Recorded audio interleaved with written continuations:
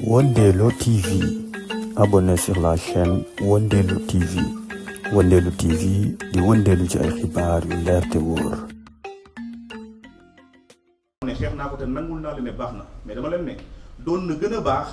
ñu régler problème mu étranger yi biir Sénégal parce que képp kuy waxal yàlla xam nga ne lu étranger yu bëri Sénégal du yomb képp kuy waxal yàlla xam nga ne Sénégal yi dañoo dem ba ñàkk seen payoor ñàkk seen wërsëg ñàkk seen lépp nag étranger yi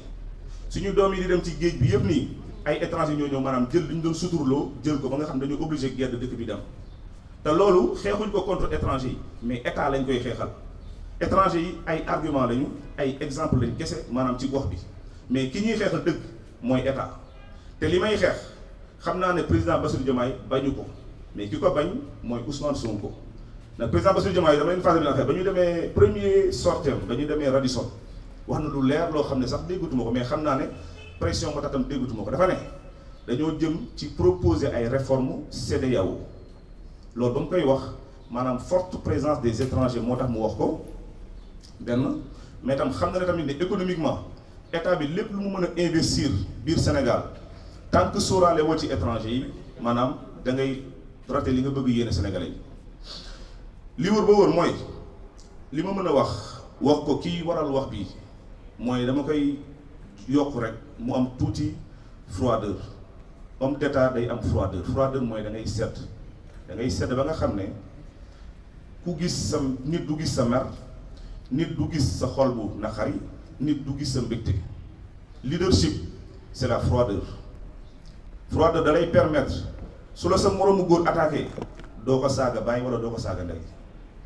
froideur da lay permettre maanaam su ndoddu maanaam wala su ruu yu bëri demee nekkee sa ginnaaw yaakaar la si say décision yaakaar la maanaam si sa xalaat da nga war a am nooy doxalee Ousmane Sonko sama mag la te ba tey sama mag la mais dafa am lu ma gëm mag su fenalee rakk war na mën a toog expliquer surtout su ko defee en public te daf maa fenal loo xam ne dinaa ko détailler benn par benn bu si njëkk mooy doxalinam ci ñàkk nekk homme d'état mooy defante bu bëri te defante bu bëri baaxul te li ko Macky Sall njëkk xañ mooy passeport boobu ñu ko xañ da koo teel a xañ moo tax tukkiwul xamul nu àdduna di doxee wallahi waxuma ko pour nag ñàkk respect wala dara mais Ousmane Sonko xamul fu àdduna toll xamul nu àdduna di doxee benn Macky Sall da koo tënk ci maanaam defante ba nga xam ne dafa dem ba jël pouvoir bi di continuer di defante mu dem tamit ci ñàkk passeport mu juróo ko dem ñàkk relation internationale moo tax soo may xoolee Sénégal mi ngi dund benn économie bu faible bu négative parce que suñu gouvernants yi amuñu relation internationale te relation internationale dafa baax ci ñiy jiite réew pour ñu jàng bien sûr li ma ci gën a mën a wax mooy gis nga sooy jiite nga dem ba yàlla may la kilifteef yàlla suturaal la ci wér may la taxawaay dafa am nooy doxalee li ngay doxalee bu njëkk mooy li la yàlla may yëpp da nga koy jël sante ko yàlla ba pare après maanaam ngay doxalee dëgg ci nit ñi ak ci yàlla man ba may politique ba léegi musuma toog télé wax loo xam ne damay ñibbi sama kër jàpp jël sama course ne damay istixfaar parce que xam naa ne su ma toogee ci léegi du ma fen Ousmane Sonko nag yàgg nañ ko traité lu nekk ma toog di ko weddil ma toog di ko xeexal te moom xam na njëriñu carte de séjour si biir Sénégal moo tax ñoom bañ ko décidé nekkul woon sax Dakar dañ ko décidé dañ koy décidé ñu ngi ñëw ci région yi mu wax leen ne leen bàyyi ba ñu egg Dakar dinaa réfléchir ci boobu moo tax ba ma defee émission man na leen ñu ngi koy teg pression pour nanguloo ko mais damay laaj waa Pastef waxuma sénégalais de mais waa Pastef patriotes yi ñoom ñi ñu woy patriote ñoom est-ce que mën nañu wax ak seen aqulaay taala ne carte de séjour mi ngi ci biir projet Pastef parce que man bu dee projet bu ñuy wax lire naa ko bu dee référentiel yi lire naa ko mais yàlla seede na ne carte de séjour nekku ci moo tax ba ma toogee ci émission télé dama ne képp ku ne carte de séjour am na ci biir projet Pastef day fen commencé ko ci kaw ba ci suuf te loolu laa waxaat tey képp ku ne projet Pastef carte de séjour mi ngi ci comme ni ko Ousmane Sonko waxee démb day fen commencé ko ci moom day fen man maa ko wax.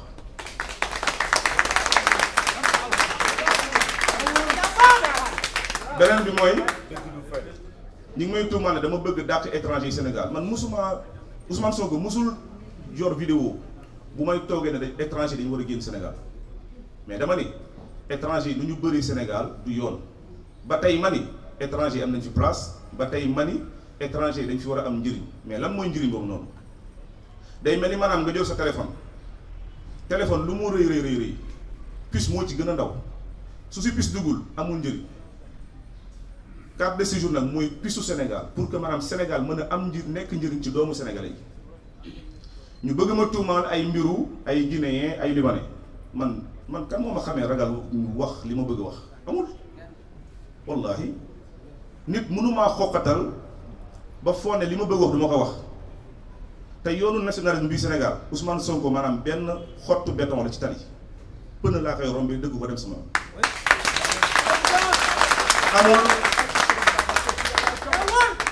amul luy changer discours bi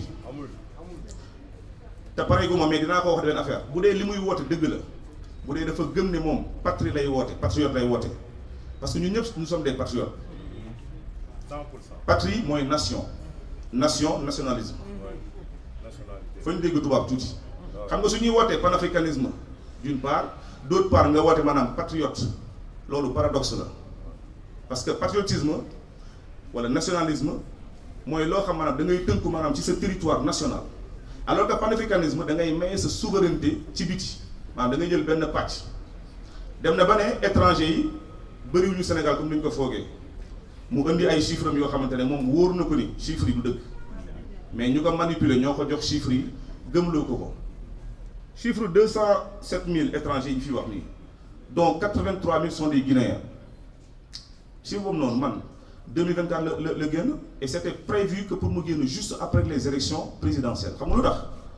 parce que maanaam nguur bi fi nekkoon dañoo préparé loon Amadou Ba benn genre argument pour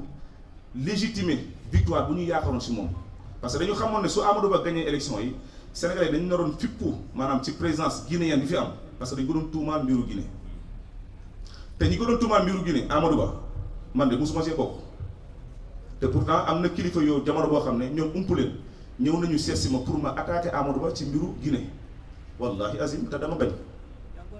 te heure bi moom Ousmane Sonko ñu ko wër ba ci biir listam am na ñoo xam ne ñoo fi nekkoon di gëmloo Sénégalais ne Amadou Ba Guinéen la te moom mi ngi leen fat xam nga kilifa suy wax day waxee dëgg kilifa waroo waxee maanaam lu dul dëgg ba sa moroomu rakk di la ne lii du dëgg gàccale ci man ma toog ne Ousmane Sonko waxul dëgg mais il fallait ma def ko parce que su ko defoon ci néeg lay yem mais dafa toog ci mbooloo def ko ma war a tam toog ci mbooloo weddi ay fenam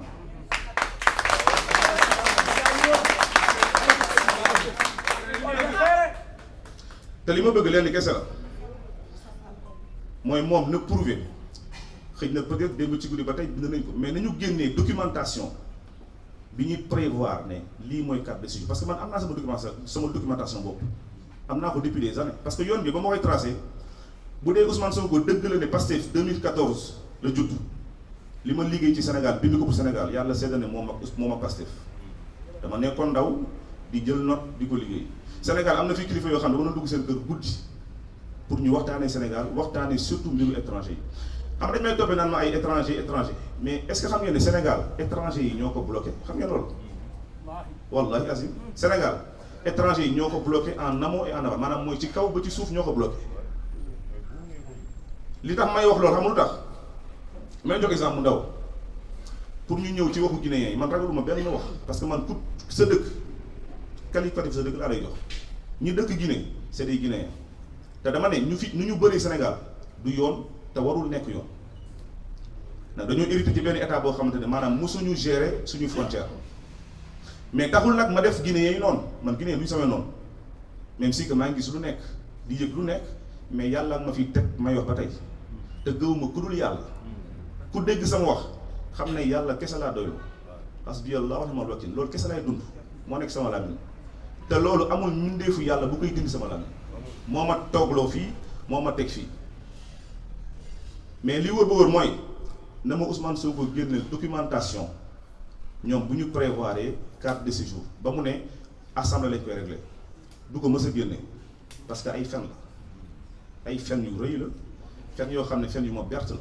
te xam naa tamit ne fen yi berte nañ ñoo xam ne ñu ngi ci biir Pastef ndax xam naa ne am na ñoo xam ne si biir Pastef topp ñu Ousmane Sonko nag jëmm ji dañ koo topp nag Sénégal ba ma koy jàppale di ko dimbali di gëm mbiram di ko xeexal moom taxul de Sénégal moo tax man du ma martaatu benn nit wallahi martaat du ma ko def di calculer ay remaniement après élection législative nag poste du ma ko def démb at léegi kilifa bu nekk woon na ma Sénégal pour ma bañ a def point de presse bi pour ma bañ a tontu pour ma bañ a wax ba ñu may gëmloo ay lii mën na nekk lii décidé ni ko fa rek pour yow soxlawu ma ko xam nga lu ma soxla mooy sénégalais bi jiitu biir Sénégal mooy carte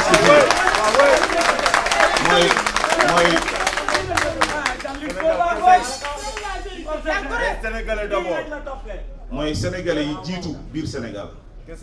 tant que defuñu carte de séjour sénégalais bi du jiitu biir Sénégal tant que defuñu carte de séjour dund bi day gën a yomb tant que defuñu carte de séjour état bi lu mu mënti subventionné lu mu mënti yéene ci askan bi du mës a sotti suñu école yi ngi nii léegi maanaam képp ku fi am doom en tant que sénégalais da ngay obligé dem yóbbu ko école privée parce que maanaam suñu école yëpp ay doomu étranger ñoo si nekk te ñoom xam nañ ko wallahi loolu am suñu hôpital yi soo demee dañ koy jël transformé ko maanaam en usine de fabrique d'étrangers ay étrangers ñooy jël frontière bi dugg rien que pour ñëw wasin si te duñ sax fanaan da ngay gis ko wasin 12 heures 15 heures génn na dem ñibbi parce que naye naa fay hôpital bi xaalis te looloo fi am taux de mortalité infantile di am yëpp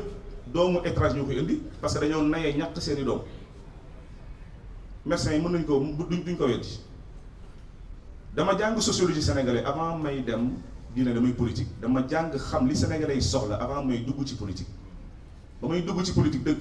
jàllaa balaa sol carax dugg ci ay carapit dugg ci ay marché dugg fépp te am na ay délégué de marché yu bëri xàmmee nañ ma am na ay délégué de transport yëpp xam nañ ma parce que dama liggéey li ma bind te li ma bind yëpp dama koo gëm ci Sénégal ni ma gëmee islam ne diine la ci man moo tax képp ku jàpp ne da nga may menacé da nga may xoqatal dama nar a bàyyi yoon bi yaa ngi fen sa bopp. ñoom seen bébét bu njëkkoon mooy dañ ma bëggoon accuser appel à la haine loolu lañ njëkkoon jàpp bëggoon ma ciy tëj ñoom ña ko laloon ñoom seen biir ñoom seen bopp ñoo ñëw yorleeku ñëw wax ma ko ma def 2 émissions boobaa pour tontu leen ne leen li may xeexal carte de séjour ak li may wax sama diine terew ma ko loi sénégalaise terew ma ko loi CEDEAO terew ma ko pour ñu xam ne suñu jugee ne maanaam ci loolu lañ ma bëgg faagagal dañuy nax seen bopp ñu teg ko ci suuf di naxante ci suuf waxtaan di am musuma négocier ak kenn te mbiru carte de séjour yi man maa leen ko wax billahi wallahi azim dina am Sénégal man maa leen ko wax.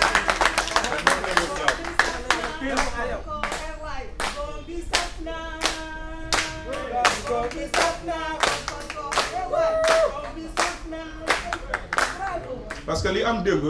maanaam loolu la tubaab di tuddee plagiat maanaam nga jël sa programme nekk 3 semaines di wër Sénégal di xastante di sosolaate di attaqué ñoo xam ne maanaam amuñu benn solo ci yow parce que da nga leen jàppe ne yaa leen raw